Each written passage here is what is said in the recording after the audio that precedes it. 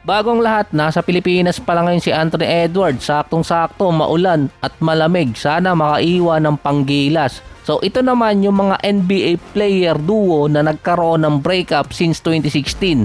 At yung isa sa mga player sa duo na yon hindi naka-recover. Wala rin kasi may intro kaya unahin ko na kina Westbrook at Kevin Durant na breakup. Sila yung dynamic duo dati ng Thunder, isang match-up nightmare at isang electrifying guard. Nagkasama sila within almost 8 years, ilang playoff appearance at umabot din sila ng 2012 NBA Finals kasama si Harden. Ng 2016, naiba ang buong NBA dahil sa ginawa ni Kevin Durant. If you can beat them, join them. Para di umanong tinraidor ni KD si Westbrook after silang masilat ng Warriors noong 2016 West Finals kahit lamang na sila ng 3-1. Hindi kasi makapaniwala si Westbrook sa ginawa ni Kevin Durant na dun pa sa tumalo sa kanila at consider na best team ang sinalihan niya.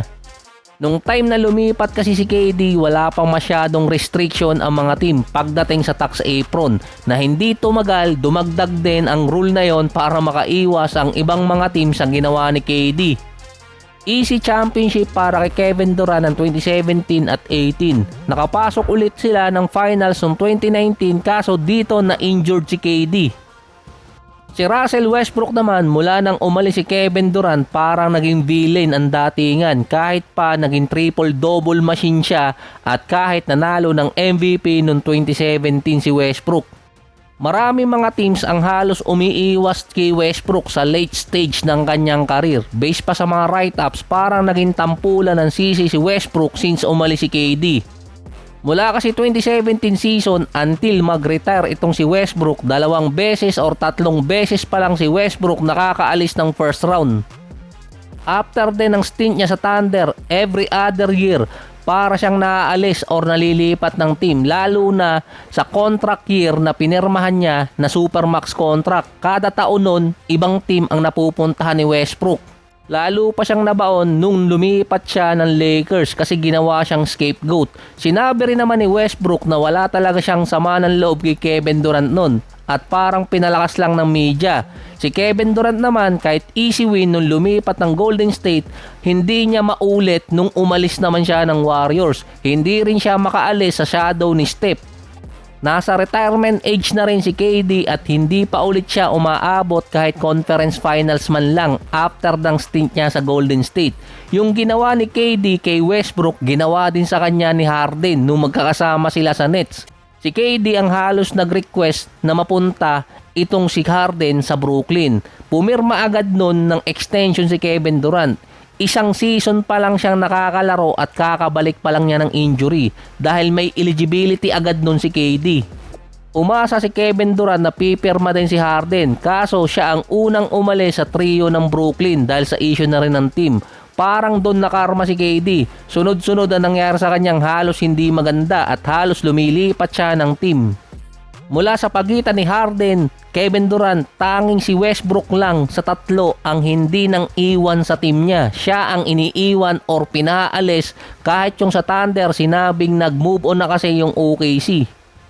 Ang Splash Brother breakup naman, actually love triangle yon kasama si Draymond. Naisahan kasi niya si Klay Thompson nun. Si Steph at si Klay ang 2 best shooter sa NBA history.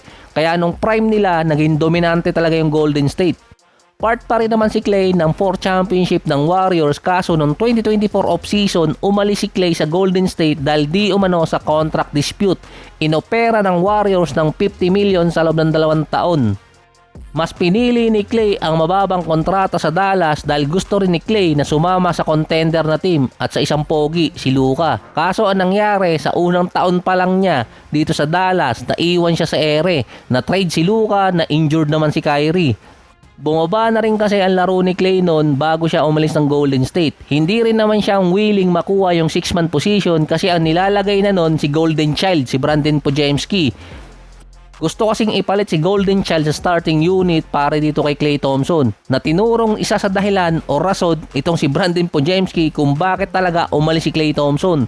Mismo rin kasing galing sa agent ni Klay Thompson kung mag-i-stay pa rin kasi siya sa Golden State at kahit tanggapin niya yung 50 million sa loob ng 2 taon, ang kakalabasan lang niya magiging 6-man behind dito kay Golden Child Brandon Podziemski. Bukod pa yung naging extension ni Draymond. Ng 2023 off-season, meron kasing i-implement na bagong rule. Ito rin yung bago na trade si Bradley Beal. Biglang nag-decline nun si Draymond ng contract na magkakaroon na kasi ng limit yung mga team kapag lumagpas ng tax apron. Ang ginawa ni Draymond, humingi agad siya ng another 100 million. Kaya hindi agad makakapirma si Klay ng above 30 million sa susunod na taon nun, yung 2024. Kaya si Klay Thompson noon ang naipit at hanggang 50 million ang kaya lang ibigay ng Golden State para sa 2 taon dahil lalagpas sila sa tax noon at sa exception. Sa technicality, parang tinrider din ni Draymond itong si Klay. Inunahan agad kasi niya dahil maiipit silang dalawa kung sabay silang pipirma ng kontrata. Isa sa kanila ang magpapababa. Si Jason Tatum at Jaylen Brown matagal na rin naman kasi nasasama sa trade rumors pero ngayong 2026 lang nagkatotoo kung kailan pa nalaman ni Brown na mas better player siya kumpara kay Tatum dahil dinala niya sa playoffs ang Boston kahit wala si Tatum, Holiday at si Porzingis. Naging isa sa best player itong si Jaylen Brown at isa pa parang lumalabas na siya talaga ang dahilan kung bakit nanalo ng championship yung Boston noong 2024. Para di umanong tinrider kasi nitong si Tatum si Brown. Sa 2026 playoffs, kalaban ng Boston ng Sixers sa first round. Nag-a-average pa doon si Tatum ng 23 points, 10 rebounds, 7 assists, 47 and 36 sa loob ng 6 na games. Ang kinagalit ng iba mga fans doon kay Tatum, iniwan niya sa ere si Brown. Ito kasi yung nasa Sixers na ang momentum papasok ng Game 7. Nagkaroon ng knee stiffness si Tatum na wala naman yun sa injury report 24 hours bago yung game. Sinabihan lang si Brown na hindi maglalaro si Tatum 45 minutes bago yung take-off or tip-off pala. Ito rin yung sinabi ni Brown na hindi man lang siya sinabihan bago mag-umpisa yung game. Ang tinurong rason pa doon kung bakit hindi naglaro si Tatum dahil sa sinabi ni Brown na ito yung paborito niyang season na ang pagkakaintindi ng kampo ni Tatum tinitira ni Brown si Jason Tatum dahil siya naman talaga yung nakapagdala sa 2024 championship at nadala din niya sa playoffs yung Boston nang walang Tatum. Sinundan nyo ng mga trade rumors about kay Brown na nahimik lang nun si Tatum at walang naging kibo. Kahit sinabi pa ng Boston na yung pagkakatrade kay Brown para sa financial aspect. Hindi man lang ginaya nitong si Tatum kahit mahilig siya manggaya yung ginawa ni Giannis na kunwari nagulat na binayout si Damian Lillard. Pagka-trade kay Brown papuntang Sixers, dun din pinatamaan ni Tatum si Brown. Pero si Brown nun wala man lang sinabing masama kay Tatum, nirespeto pa rin ni Brown. Ang sitwasyon pa ngayon ni Tatum, parang siya ang pinagbubuhat ng Boston pati si Paul George bubuhatin niya kasama yung podcast.